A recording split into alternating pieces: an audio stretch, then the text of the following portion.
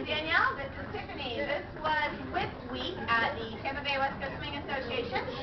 So we went through basic footwork, basic body position, kind of got everybody moving, and just went over the basic technique of the whip. The most important thing, we did kind of talk about how we start the dance so that the guys aren't starting with their feet apart. And we just brought that foot a little bit behind. So for the guys, we call it relaxed third. Your feet are nice in line with each other.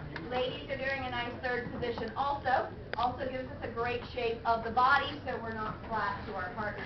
When we led the whip, we talked about the guys for anything in West Coast swing, always go back with your center. If I go here, she doesn't move. If I take my body back, even if I didn't step, she moves.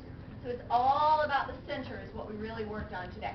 So we took the guys back and slightly on the angle, and we did 1, 2, and brought the girls to closed in. At this point, we reminded the girls that the direction you were going was that way to begin with, even though you're turned around now. So her job is to continue to go back until she feels the end of my connection. So she's filling up that space. I now want to redirect her. Gentlemen, make sure you don't come towards her. We talked about that. And make sure that you don't do the slam dance where we pull her in with our arm. I'm going to maintain my frame, step across, rotate my body, and look over my right shoulder to create a solid, fluid movement.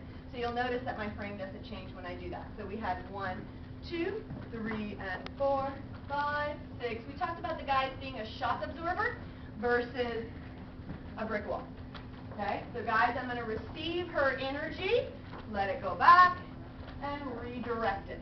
Then we took that one step further, and we went into what's called a stalker whip or follow whip. As I cross the track on 4, everything is the same up until count 4.